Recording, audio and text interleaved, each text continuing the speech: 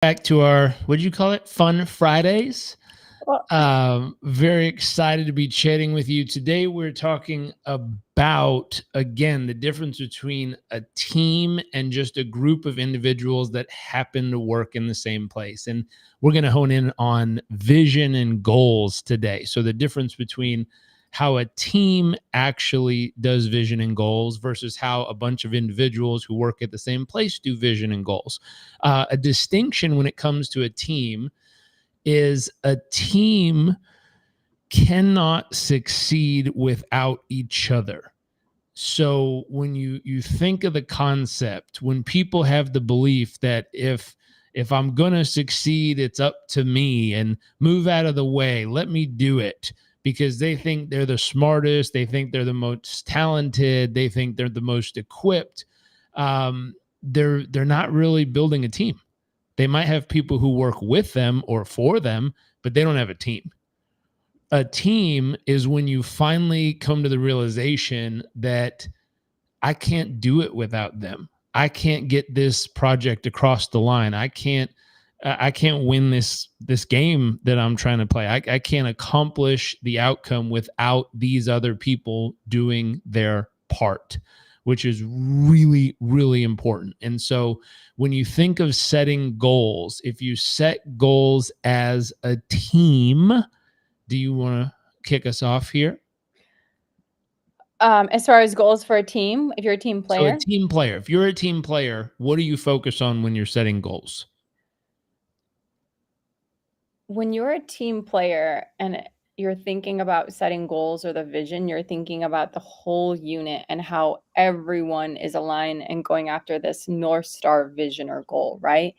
And again, it's not like if the quarterback was the only run doing all the plays on a football field, that would not work. There's a team that comes together and they have this play that they're all doing and they have this overarching vision of, it's to get this many like to get these points on the field or these yards on towards the goal line, or it's something like we want to win the Super Bowl, and they all do, but if they don't all work together in doing it, it's not going to happen. And that's what's important too, is that you may all want the same thing, but if you're not thinking about how each of the parts together work together to make those plays happen, to make those wins happen, to make those playoffs happen and win the championship, it's not going to happen. It doesn't happen it's not an individual sport, it's a team sport. And so it's the same thing in any organization where someone may want to, get this promotion in their job or in their career path, but the best thing that they could do in doing that is thinking about the whole and how each individual person on the team actually creates us better together. That is, if you are working with, obviously, like, top talent is important. If you are surrounded by, say, B and C players and you consider yourself an A player, the question would be, as a team player, it's not like, hey, I'm an A player and I'm going to go do this thing and forget about the rest of them. It's about, how can I help support and elevate my team to also perform at a peak performance level and really step up their game, right? Again, it's not, even if the quarterback is the best on the team by a long shot, it's not about them doing all the plays themselves to try to win the Super Bowl. It's not going to happen that way, right? Or if they're only thinking about their kind of their record or their stats, it's not going to work that way. Versus if they can work with their team and really lean into their team's strengths and allow their team to also show up as and playing to their strengths, to achieve that goal, they're going to work so much more harmoniously together, right? So it's so much for a team. They're very much not only sharing the vision of what success looks like, but their roles are also contributing to the success of others around them as well. Nice. You thought I, you're like, you were worried I about me. think, to sum this up, if you were an orchestra and you decided that you wanted to be the superstar, so you stood up tall and lifted your instrument above everybody else and put the spotlight on yourself, and you tried to create a symphony, it wouldn't work. There'd be one really loud horn in the middle of the room going, and to create a symphony, it requires the strings and the woodwinds and the drums and the flutes, and it requires everybody to play a part, and they all play a different part at a different moment. That's the other thing. It's the right person in the right position, and each position is required to win. To create a symphony, you need all the different parts to play their part. There's nothing worse than judging someone whose talent might be in the woodwinds, and you're judging them on how well they can play a drum. It's like, they don't play drums. That's not their talent. That's not their gift. That's not what they're good at. And you have to judge them based on their gifts. You have to judge them based on where their talent and their practice and their focus has been. I have a bunch of little cousins. One of my little cousins went to Juilliard for dance. If you've ever been to a ballet recital, they'd be the equivalent of one dancer trying to put on the whole production. And that's ridiculous, because they would go jumping this way and then sprint across and then come dancing the other way. And it requires an entire group of dancers to put on a show. And that's the piece. Everyone plays their role. So to sum this side up, a team player aligns their personal goals with the team's vision and works towards shared success. There's two parts of this that's really, really important. They figure out, and this is exactly what we're doing next week in the Core 4 Challenge group, is how do your personal goals align with the goals of the organization? There's some research done that says if your goals, and you can't find a way to connect your personal goals with the goals of the organization, and more importantly, do your personal values, what's most important to you as a person, how do those align with the organizational values? If someone has 3 or less personal values, less than 3 personal values that align with the company or organization, they feel as if, research shows, they feel as if they have to drag themselves to work every day. They have to force themselves to come work, because what's most important to them does not align with what's most important to the company. They have to force themselves to go do it. So if you're in a position where you're forcing yourself to go to work for some reason, it's most likely because your personal values don't align with the organization you're working with or the team you're working with. When someone has more than 3 personal values that directly align or correlate with the company's values, they feel compelled to work. If there's 5, 6, 7, or 10 personal values that are directly aligned with the company's values, they can't help but work. It doesn't feel like work. It feels like an expression of what's most important to them as a human being. And so when you can help your team align their values and align their goals with the organization, meaning when I help win at work, I get what's most important to me. And the work we do is expressing into the world the most important things I think are most important in my entire life.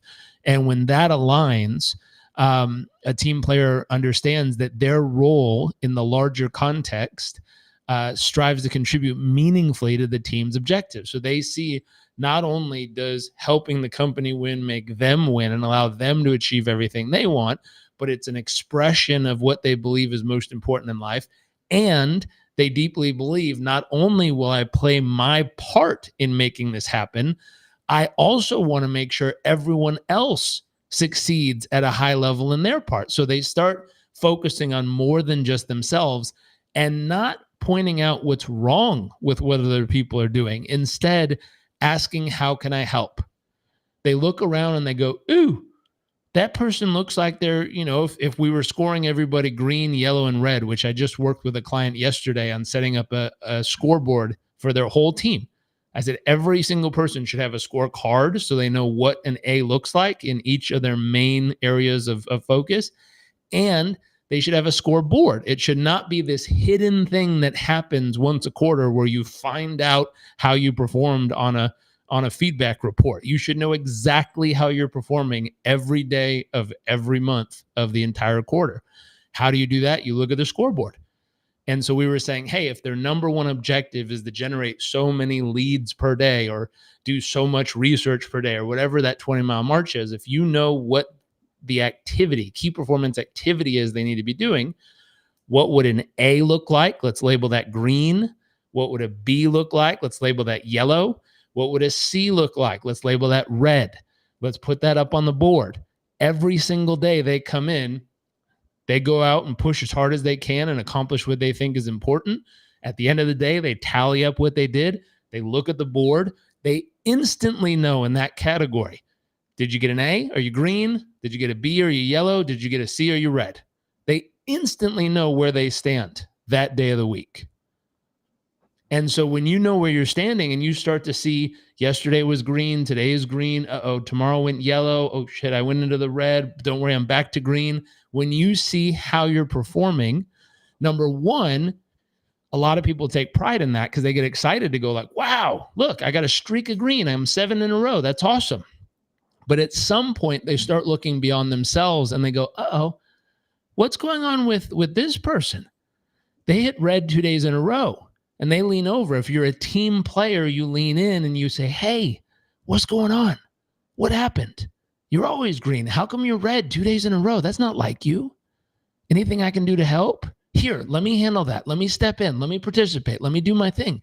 When you can see how not only you're performing and you're proud of hitting your stride, but you can see how your team's performing, now you know who needs a little bit more support in that moment. And team players lean in and say, hey, how can I help? How do I help get you back up in the green? To an extreme extent, a high-performing team, these are people who believe either all of us are green or none of us are green. Either all of us got an A or none of us got an A. They take accountability at an extreme level, not only for themselves, but leadership is where they started taking accountability for how other people are performing as well. They lean in and go, uh-oh, I got 2 people in the yellow today. I'm going to go talk with them and figure out how I can help them get up to green. They start going beyond themselves, not just thinking about how they performed and what their stats look like. And so let me say it another way. A self-focused person prioritizes their personal goals, their personal vision, which might not always align with the team's objectives, but they don't really care. And they might pursue projects to enhance their own portfolio or their own career path, even if it detracts from the overall team's goals. Even if it causes the team to fall off track, they don't care because they're more concerned with getting the check marks for their own career path, their own goals, their own priorities, their own objectives. And so this thought of you want to make sure, if possible, you take time, one, to weed out people who are only focused on themselves, let them go learn how to be a team player somewhere else. And then 2, if you can cultivate that team player mentality within your organization and the group you work with, how do we help make sure the right people are in the right positions? So a tuba player should be playing the tuba. A drummer should be playing the drums. Like, put the right people in the right positions and make sure that you have scorecards. They know what an A looks like in each of their key performance activities.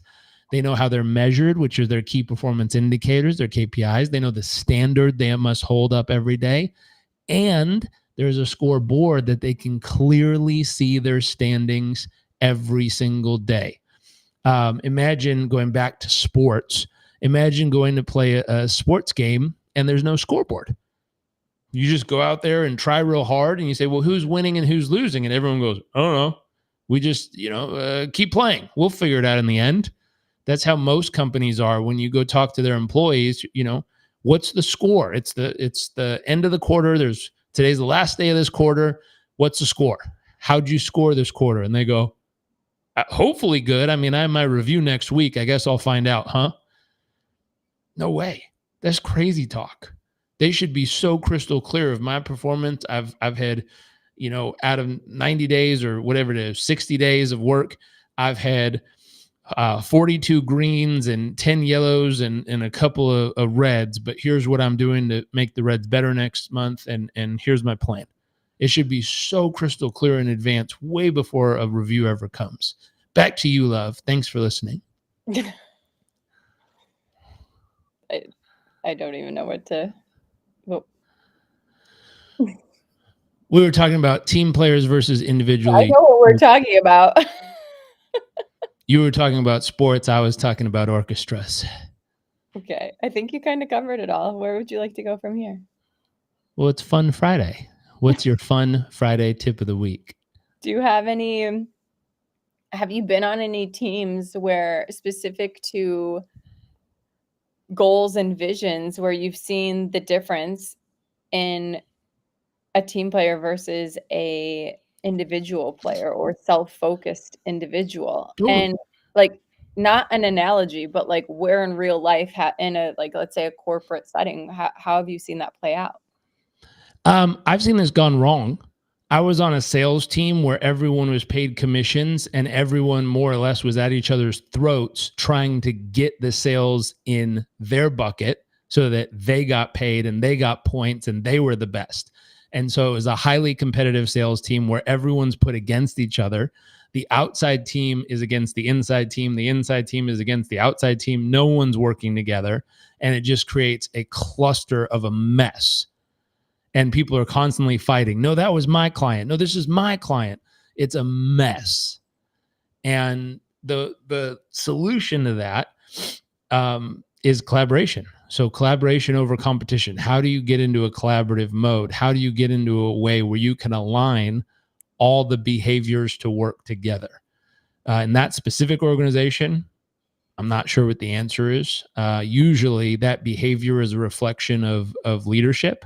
So whoever is managing and running the organization, they feel competition is more effective than collaboration. Therefore, that's why they built the culture that way. So stop there for a second.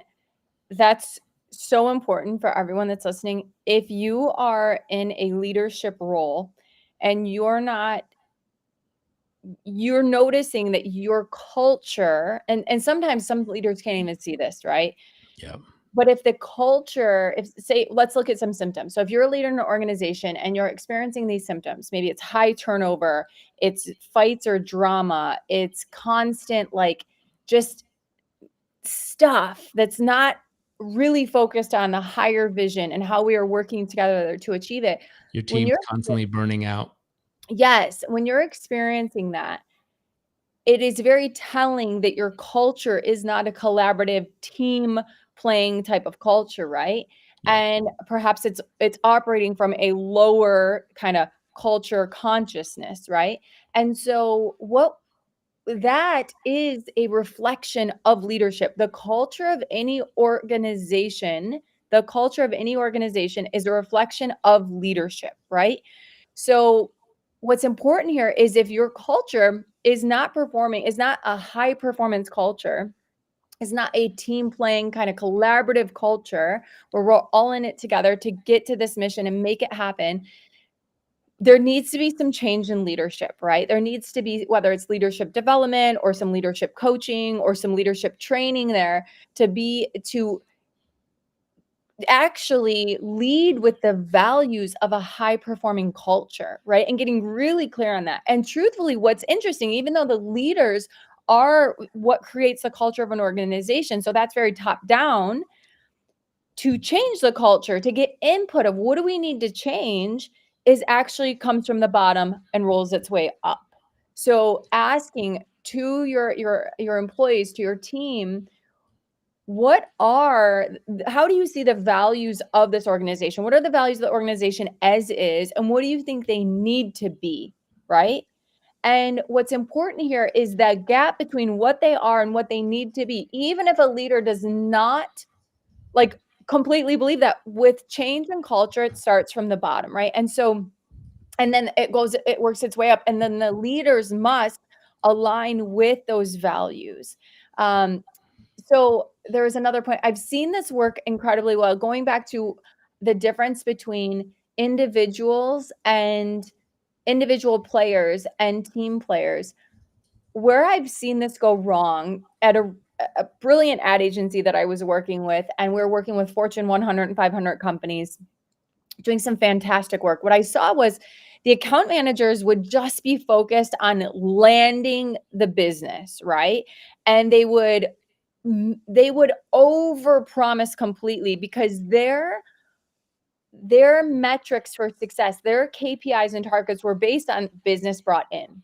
However, what they were doing was they were totally setting up the delivery, the execution team for disaster because they had completely promised the sun, moon, and stars without asking any questions of the people that were actually executing on that plan to see if that was even possible or what we need to do to make it possible. And so then there's this tremendous gap between what was promised and what was delivered. And that wasn't because the skill set was lacking at all. It's because the expectations, because the goals weren't aligned. These individual players were just seeking out their hitting their targets and KPIs. The thing that brought them together, though, that brought them more into the team player mentality was the mutual goal of a high net promoter score. And because that was something where if those two didn't meet, right? If what was being promised and what was being delivered were completely mismatched, then it's bound to be a terrible net promoter score because your client's not going to be happy. They're most likely going to be a detractor for those of you that are familiar with the NPS. And so there would be a very low NPS score. What happened was by adjusting that gap and getting them to work better together, naturally the NPS score went up because the client was happier because now it wasn't about just landing the deal. It was making sure that there was alignment and what was being promised and what was able to be delivered was completely aligned. So now you have people playing together instead of I'm just focused on getting the business and then totally setting up the team that you actually still work with for complete, like a total fire dog. Excuse me, and able to like get the teams back in alignment. We were able to get the teams back in alignment. It was beautiful. A great insight on that, just to reflect back, is making sure from the beginning you said, what are our organization's current values? How you find those is how people use their time and resources. Time is the most valuable resource. So if you want to know what's most important, look at where you're putting all your time, effort, thought, and energy. Second, where are we investing all our money and resources into? Like, what do we champion? What do we celebrate? What do we promote? And when you look at that, you're identifying your company's values. If you know, in that case, salespeople are championed, are promoted, are celebrated when they close all the deals, regardless if that client stays or not, regardless if the client's happy or not. They're just celebrated for closing deals, which is exciting in the beginning until your churn rate is to the moon and you can't figure out why all these clients try you, but none of these clients stay with you. And then you figure out, oh, maybe the outcome, and here's the question: what do our values need to be in order to be a high performance team? So not only what are they currently, meaning what do we celebrate? What do we value? What do we spotlight? What do we acknowledge? What do we promote? But then what do they need to be to get lasting results? And so if we looked at that, the other question is your team focused on the same outcome? You talked about how the sales team was focused on just closing deals and getting business regardless, winner takes all. And the rest of the company was trying to make clients happy. They're focused on two different goals. And so all of a sudden, if we said, hey, is the real goal here landing a client, or is the real goal here landing and keeping a client for life? Because you're going to treat them really different in the beginning if your goal is to keep them for life versus if your goal is to just close a deal and move on, close a deal and move on. And so making sure that you're celebrating the right things, you're focused on the right things. So often I've seen organizations royally screw this up where they promote people because they sell the most. That's great, but they end up being a horrible leader because they're not focused on how do I really take care of these people for the long run. They're just focused on how do I close them and move on to the next one. And so it's one of the biggest mistakes I've seen companies make that just kills the morale and culture. And then it creates that, what you said, that festering where everyone's pissed off and everyone's annoyed. According to Harvard Business Review, that's something that causes a low performing team. And the reason it causes a low performing team is because then people are spending so much of their mental capacity hiding their emotions and not sharing how they actually really feel so that they can appease or fawn or make everyone happy and not lose their job, that they're wasting so much cognitive capacity instead of the truth, where you actually create a healthy culture where you celebrate the right things and everyone can say how they really feel. And then at that point, they're using all of their, and this is something from Harvard Business Review, the team ends up using all of their cognitive capacity to focus on driving the result instead of hiding and negotiating all the emotions underneath. And so to create that high performance team where people are really focused on it, it's making sure you're celebrating, acknowledging, and spotlighting the right things. And that comes back down to organizational values and culture. 1000%. Yeah. Well said. So that was our fun Friday chat for you all. If you know someone who needs this, tag them in it, share them with it, share this with them. Simple call to action. I'm looking for 3 people who want to do what we call the all-in package. We have an offer. I think the next cohort starts on Monday. Is that right? Yeah. And yes, April 1st. And if they miss that, we have May 6th, but we Don't miss it. So we're looking for 3 people who'd like to start on April 1st. And I'm doing something a little special that we don't normally do, which is if you're looking to enhance your leadership skills, we have a cohort of Performance Coach University starting on Monday. For people who pay in full, we have a special offer where they're getting the entire Performance Coach University training, which is ICF and BCC accredited. They're getting the weekly group coaching with Amanda, which is my wife, where she leads our coaches in strengthening their tools and practicing their tools and observing them and fine-tuning them. And then I decided to go all in. I said, the number one thing most people who want to start a coaching business lack is business skills. So I have a business accelerator that's normally $1,000 a month for 12 months. We're going to gift the entire year of the business accelerator to people who go all in and get certified in PCU. So you get 12 months of the business accelerator. Then I want you to have access to all of the best tools I have available. So we're taking an entire year of the core 4, which is normally $297 a month. 3,500 for the year. So like $3,500. We're going to give you that as well. So 12,000, 3,500. And you get all of it for just the investment. Oh, then the business boot camp for coaches, which was originally built to help coaches build their initial foundation of their business. That is like another 1,500 or whatever we charge for it, $5,000. So all of that packaged up, I think it comes out to $15,000 or $18,000 or something.